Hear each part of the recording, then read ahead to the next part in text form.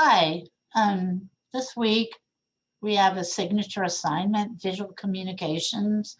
It's a photography project. It's really critical that you, in addition to listening to this, that you read the instructions because in this lecture, I'm not going to go over all the examples of how to write about the principles of design. Those examples are in the instructions, and please read them and follow them.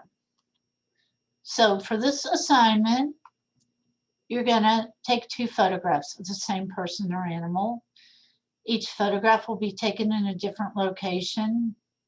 Each of these photographs and their required text have their own set of instructions. You must be the photographer. Don't have somebody else take the pictures of you, or I'll give that other person your grade.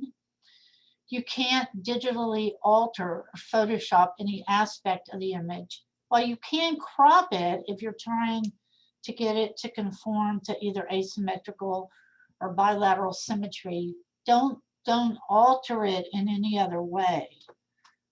There was a semester where for some reason when students had to do the bilateral symmetry photograph, half of them, and I don't even know why because I didn't tell them to do it, half of them photoshopped or digitally altered it. And that's not going to work. It just has to be a straight on photograph. And the other thing is don't use photographs from your last vacation or that you took during your birthday. These have to be new ones that you specifically took for this assignment. And you wonder, how would she know? But I always can figure it out. So don't do it. Okay. So we're going to go over the instructions for both photographs in a minute. There's quite a bit of text required for each photograph. So in order not to crowd the PowerPoint slide with text, use multiple slides per photograph so that you'll avoid that. And I'll give you examples. The background of the PowerPoint should be light gray, like this, more or less, because that helps me focus on your photograph rather than focusing on your like electric background. The file has to be a PowerPoint. Don't send a PDF, don't send a Word doc, don't send pages, don't send an ODT, don't send any other kind of file. It has to be a PowerPoint. The PowerPoint should have a title slide, which will include your name, the name of the assignment, and the date. You're going to save the PowerPoint file as your first and last name, Visual Communications. And it could be a PowerPoint, or depending on what program you have, it could be a PowerPoint X. As always, use full sentences, proper grammar and sentence structure. Proofread your work. In all your answers, be specific to each individual image. Don't be vague. You're just like, you're describing the photograph in front of you, and I need to understand where in the photograph you're describing, what area, and what you're describing. And then also in your answers, you got to refer to the principles of design by name. So if you're writing about comparative proportion, size, for example, you're going to talk about comparative proportion, size, you're going to include that in your sentence about it. You're also going to refer to the full and appropriate basic formal element terms.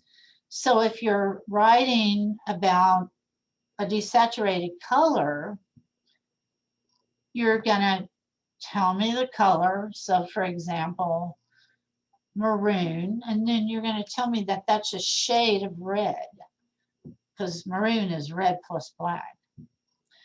And then again, and use that term desaturated, and use the color and the color terms.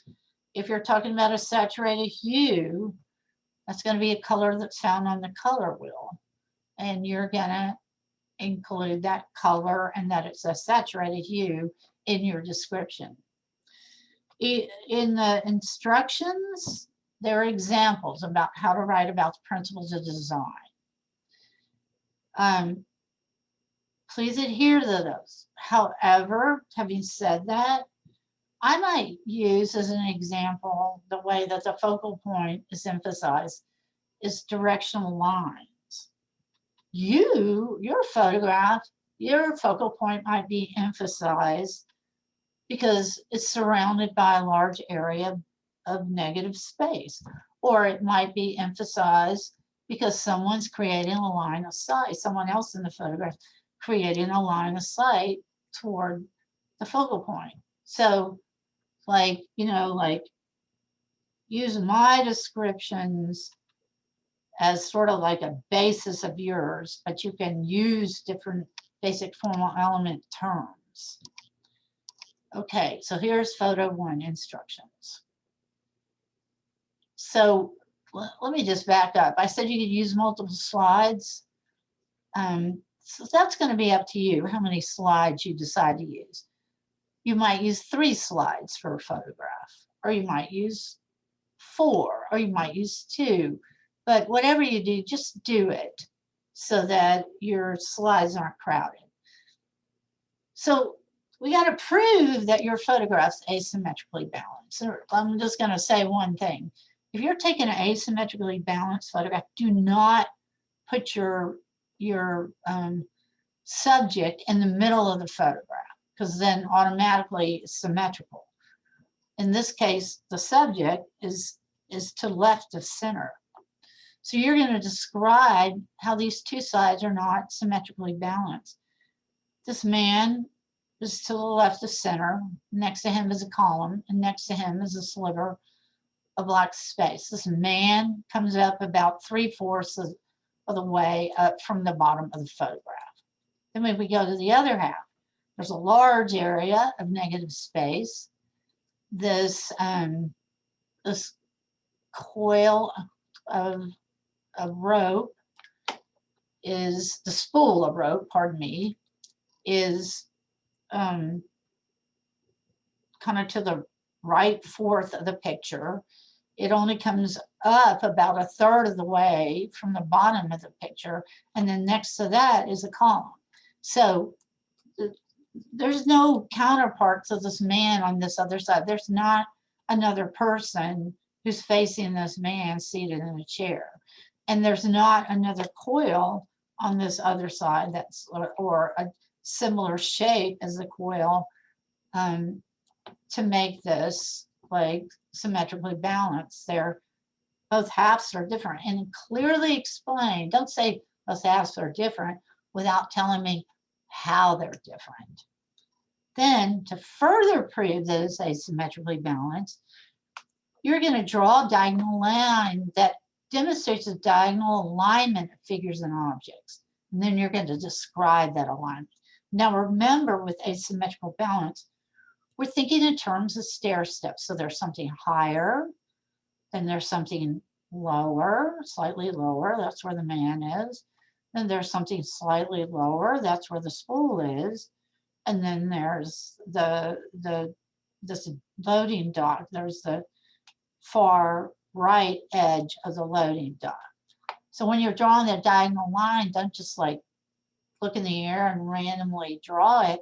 Make sure it aligns with things. So this is aligning with the edge of this column, lines with the man's head, lines with the right side of the spool, and then more or less aligns with the lower right edge of the loading dock.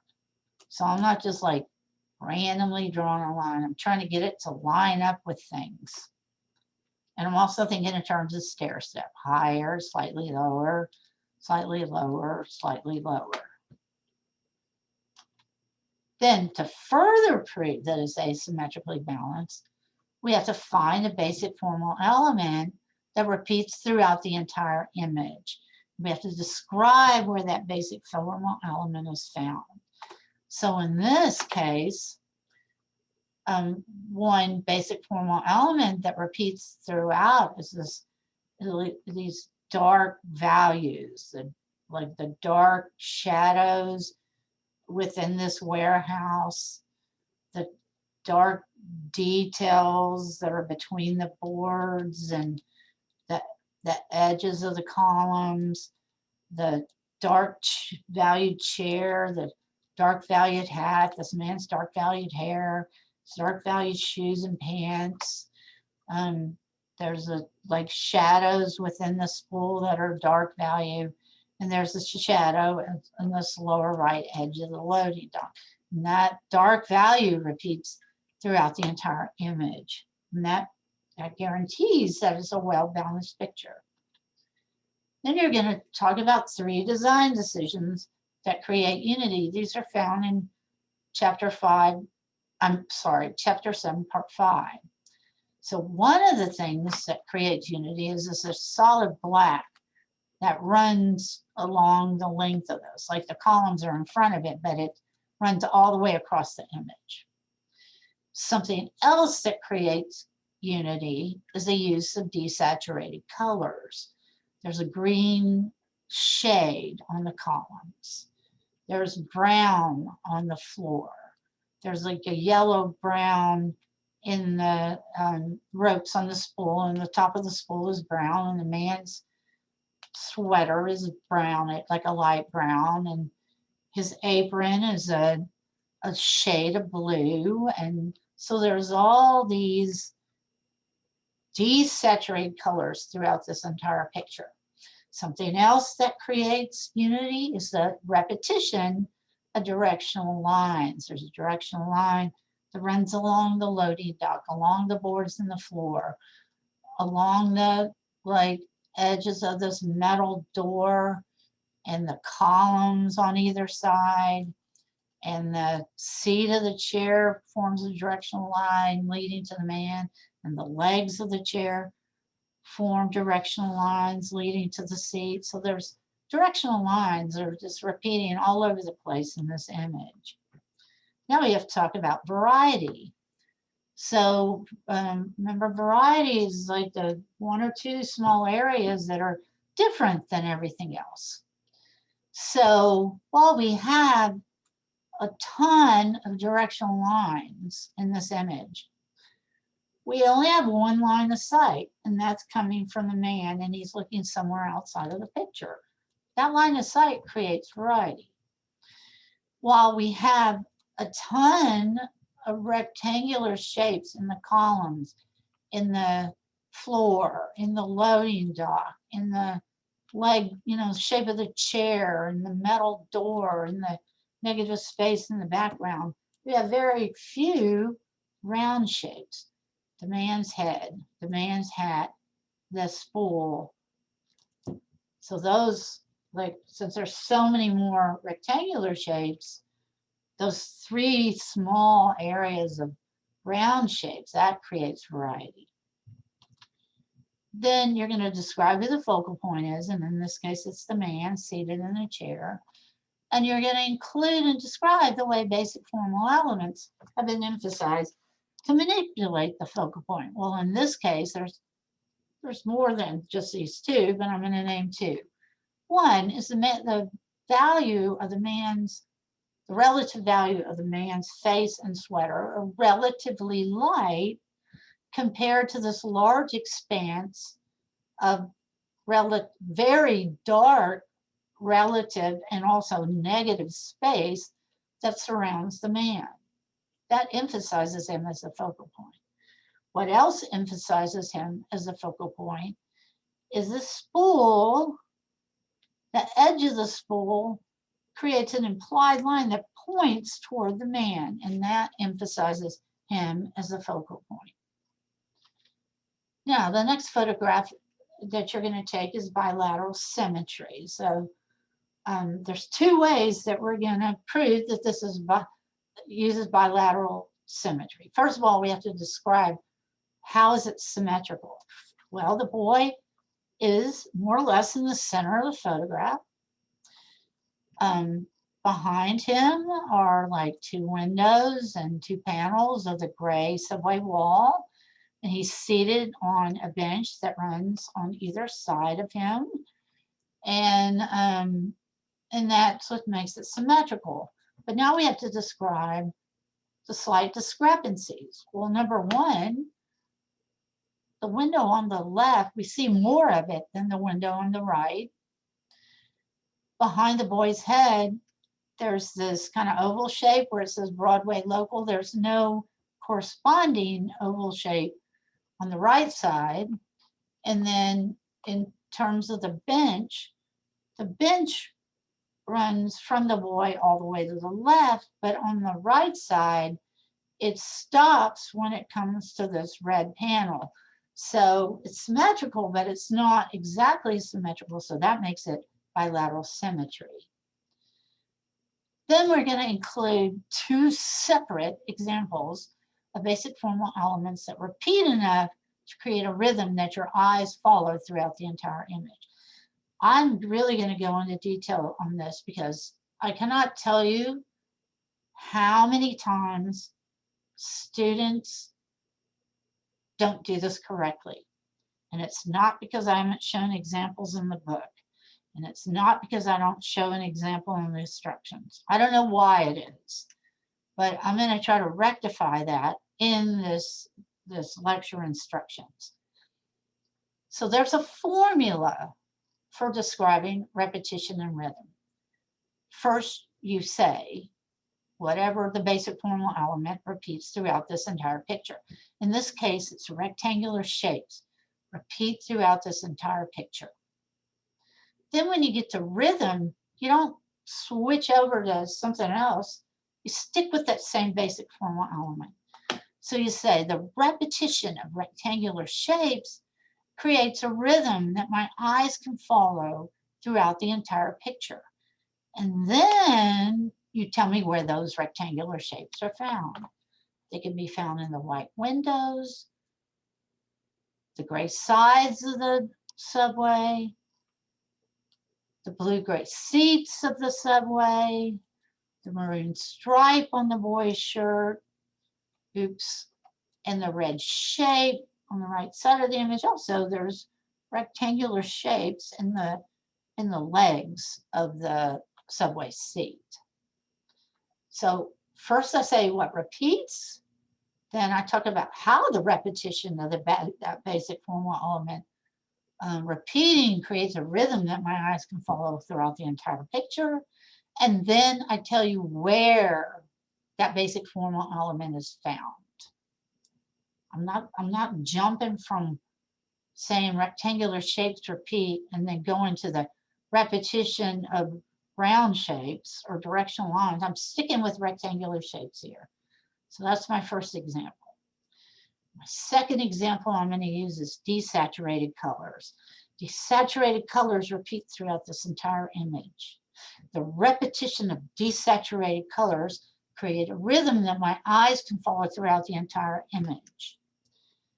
These can be found in the light gray side of the subway, the blue tone, which is blue plus gray, seat of the subway, the red shade, red plus black, on the boy's coat and stripe on his shirt, the brown of the boy's skin, and the gray legs of the seat.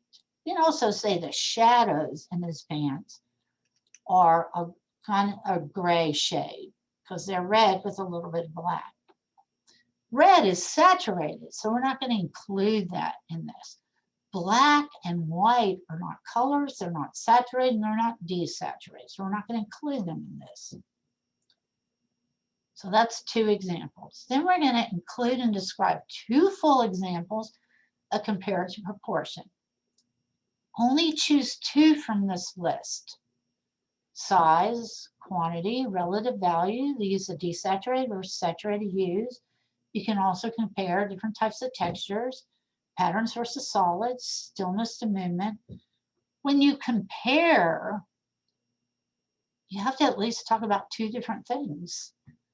You can't just say something like, you can't say this directional line is long because you're not comparing it to anything. So with size, you're going to pick the same basic formal element and compare it in size. So you might pick this rectangle as it relates to this rectangle. Rectangular shape. I gotta use that basic formal element term as it relates to this this rectangular shape. And comparatively, use that word comparatively, the rectangular shape, this gray panel in the subway, is comparatively a little larger than this gray panel of the subway that's on the right. Or if you're talking about directional lines in terms of size, you would compare the length of this directional line that runs from the boy to the edge of the picture on the left as compared to this directional line that starts from the boy and ends at the edge of the subway seat on the right. And comparatively, this directional line on the left is longer than this directional line on the right. If you're talking about quantity, then you're comparing two somewhat similar basic formal elements. So in terms of quantity, you might talk about comparing the number of directional lines to the number of lines of sight. Comparatively, there's more directional lines than there are line of sight. But when you're describing this, you have to give me examples of where these directional lines are found, like this directional line on the left that leads all the way to the boy, or this in the back of the subway, on the subway seat, or this directional line between the two gray panels that starts from the top and leads to the subway seat. And then if you talk about line of sight, you can say this boy is creating a line of sight to somewhere on the floor of the subway. There's only one of those, but I'm not going to count them. There's like a ton of directional lines. When you talk about relative value, you have to talk about how dark or how light or how equal the value of something is in relationship to something that's directly next to it, adjacent to it. So we're going to compare how dark or light or equal this boy's maroon jacket is to the gray seat. Now, how do you tell this? Squint your eyes, and when I squint my eyes, the shoulder of his maroon jacket is almost the same exact value as the top of the subway seat that's in shade. But if you squint your eyes and you look at the bottom, like his arm of the jacket, in relationship to this part of the subway that's getting light, the arm of his jacket is darker in relative value than the brighter side of the subway seat that's getting that reflective light. When you're talking about relative value, you're not going to talk about the jacket as compared to this window on the right. Why is that? Because they're not adjacent to one another. They have to be right next to one another. And always use that word comparative, and always use the basic formal element term. Okay, so when you submit this, I'm going to go into this in more detail. You're going to submit it through the Signature Assignment Visual Communications portal. You're not going to send it through Blackboard. You're not going to send it through email. This will be in our weekly folder, and you'll see something that says Portal Signature Assignment Visual Communications. In order to access it, you're going to double click on where it says Portal Signature Assignment Visual Communications. I say this 1,000 times because somebody won't, but you're submitting this as a PowerPoint. Don't submit it until you're going to upload it. It might take a little while to upload it. You're not going to submit it until you're sure it's uploaded and then you're going to submit it. You only get one chance to submit it. If you submit it beforehand and it's not attached, you can't do it again. It only allows you one chance. So then, like once you click on where it says portal signature assignment visual communications, it's going to say a bunch of other stuff up here. But when you get to assignment submission, you're not going to do a text submission unless you want to say, Ms. Secor, you're the greatest. But you're going to attach your what? Your PowerPoint through where it says browse local files. And then once you're sure it's uploaded, then you're going to click submit. Okay, so this is the second time I've recorded this, and I truly hope that this time it recorded as last time it did not. So if you have any questions, please feel free to send me a message through Blackboard message. Thank you.